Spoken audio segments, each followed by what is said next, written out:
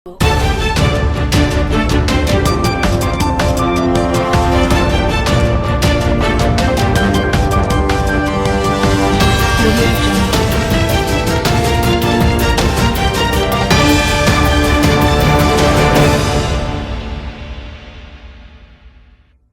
News 5కి స్వాగతం. నా పేరు స్మరణ. 2021 మే 14న పుట్టినరోజున అప్పటి రాష్ట్ర ప్రభుత్వం పెద్దలు పోలీసులు కుమ్మక్కై రఘురామకృష్ణరాజు అక్రమంగా అరెస్టు చేసి కస్టోడియల్ టార్చర్ మరియు హత్యాయత్నం చేయడంపై ఆయన ఇచ్చిన ఫిర్యాదు మేరకు మీడియాతో మాట్లాడిన రఘురామకృష్ణరాజు దారుణమైన హింస హత్యా ప్రయత్నం గురించి నేను కంప్లైంట్ గత నెల 10వ తారీఖు కంప్లైంట్ ఇవ్వడం జరిగింది.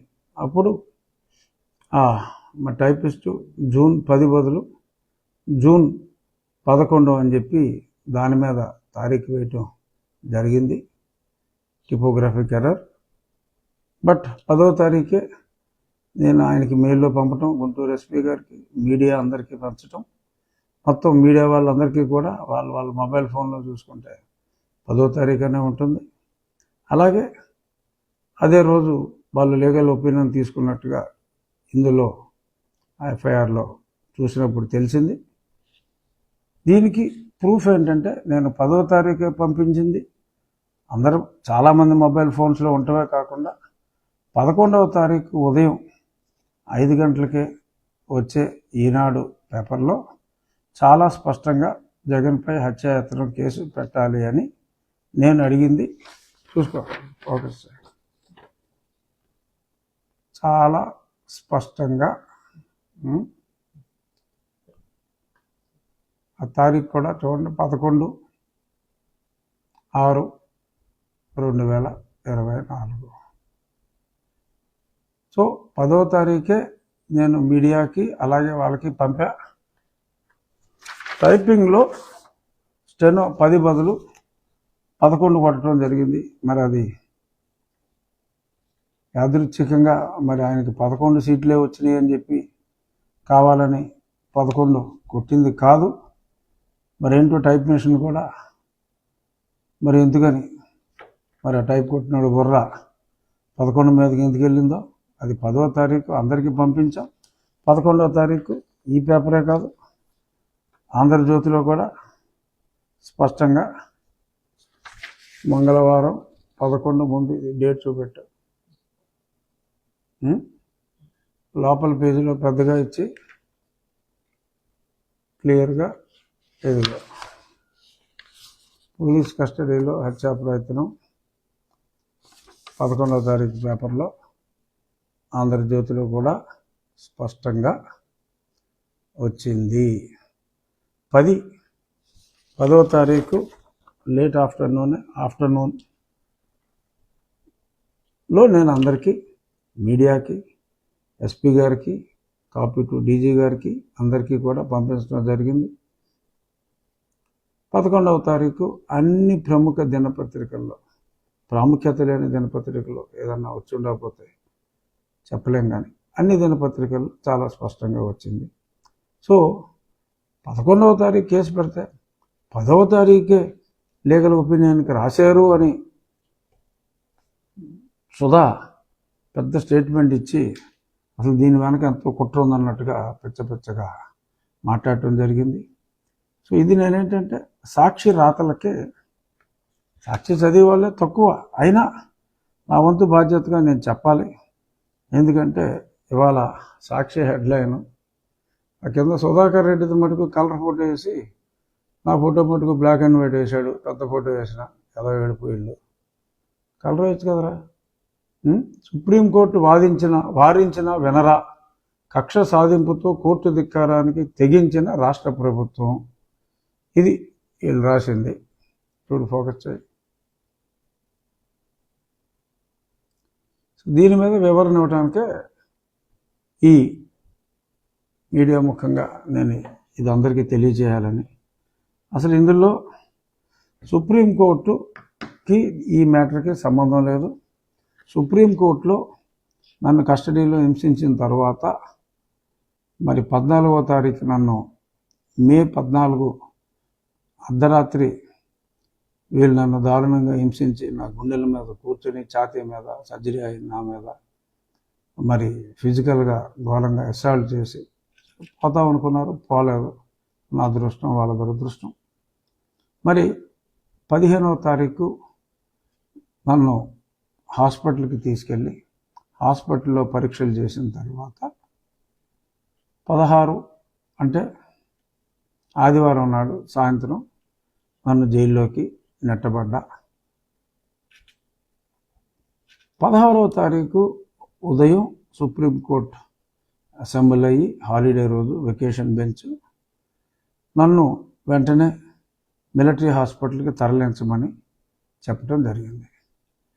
మిలిటరీ హాస్పిటల్కి తరలించేటప్పుడు అదే రోజు రాత్రి నాకు పరీక్షలు చేసి సేమ్ డే నైట్ నాకు పరీక్షలు చేసి ఆ రిపోర్ట్ పంపాలి అని చెప్పి మళ్ళీ అదే ఒక 3 రోజుల తర్వాత, అంటే నేను 17వ తారీఖు నన్ను మిలిటరీ హాస్పిటల్కి తరలిస్తే ఆ రిపోర్ట్లు వాళ్ళకి 18 by evening, by afternoon or evening ఆ రిపోర్ట్స్ చేరిన తర్వాత 21, ఇఫ్ ఐఎమ్ నాట్ రాంగ్, 21వ తారీఖు సుప్రీంకోర్టు నాకు బెయిల్ శాంక్షన్ చేయడం జరిగింది. ఆ కేసు ఓన్లీ బెయిల్ వరకే. అప్పుడు నేను జైల్లో ఉన్నప్పుడు మా అబ్బాయి సిబిఐతో ఎంక్వైరీ చేయించమని చెప్పి అడగడం జరిగింది.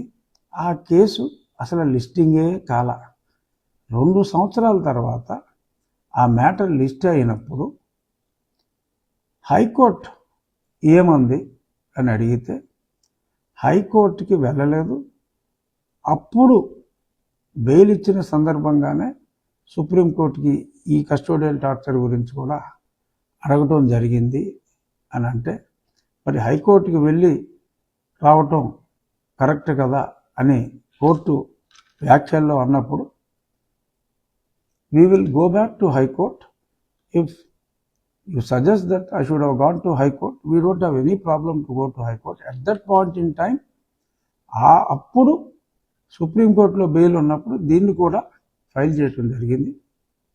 హైకోర్టుకే వెళ్తామని చెప్పి, with the permission to go to high court we wanted to withdraw అంటే స్పష్టంగా as requested by the learned senior counsel, we are disposing of the case with the permission to approach High Court అని స్పష్టంగా రాయటం జరిగింది. So ఆ matter హైకోర్టులో పెండింగ్లో ఉంది. హైకోర్టులో హియరింగ్కి వచ్చినప్పుడు హైకోర్టు వారు ఈ మెడికల్ రిపోర్ట్స్ అన్నీ కూడా ఏదో కాల్చేయాలని చూస్తున్నారు అంటే ఆ మెడికల్ రిపోర్ట్స్ జాగ్రత్త పెట్టమన్నారు.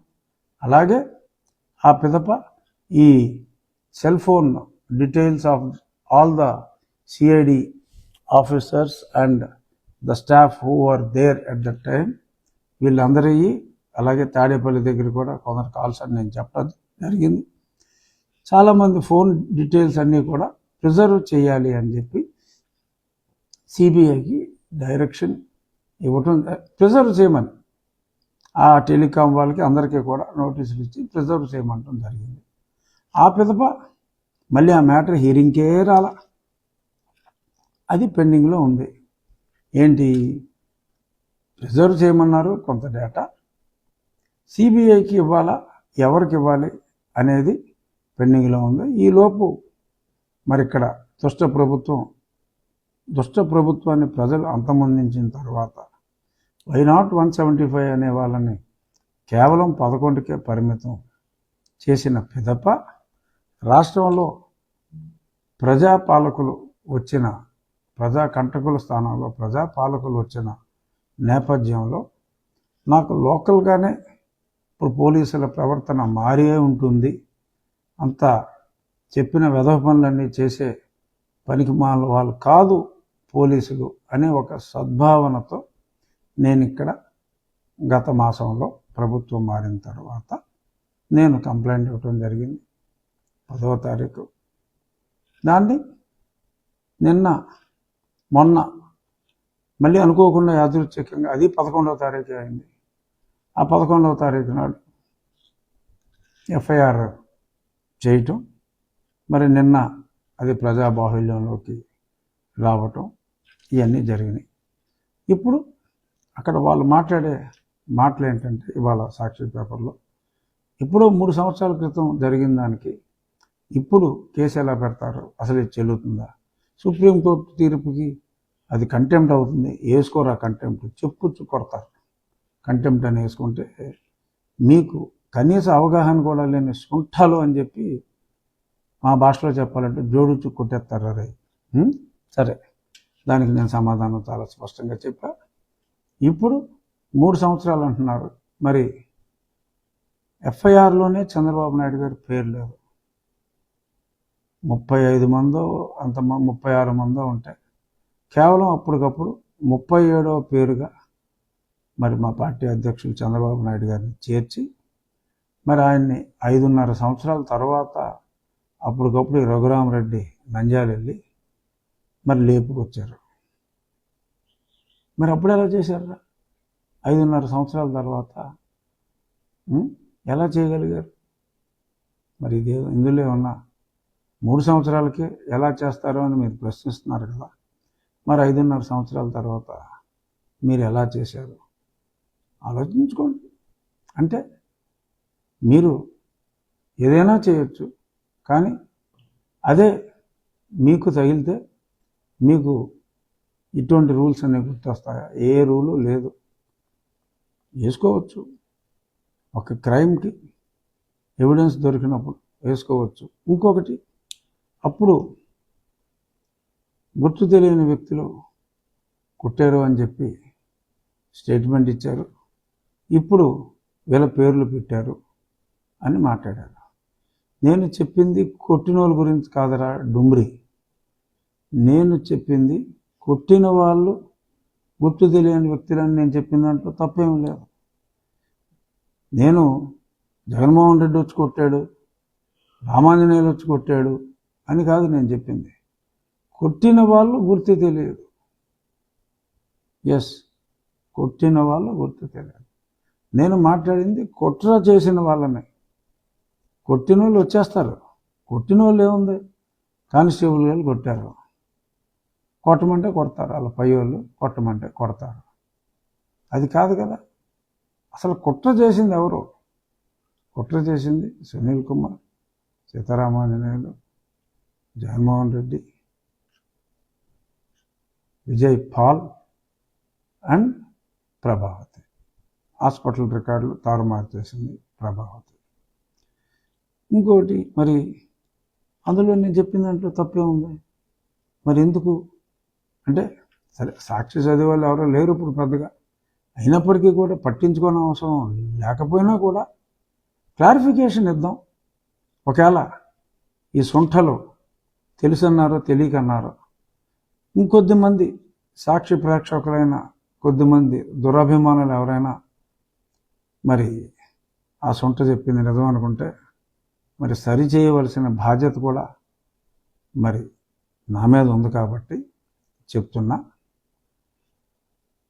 1 by 1 సుప్రీంకోర్టు ఈ కేసు కొట్టేయలేదు. సుప్రీంకోర్టు అసలు medical reports correct, Guntur road ఇచ్చిన రిపోర్ట్ కరెక్ట్ అని ఎవడో అనలా.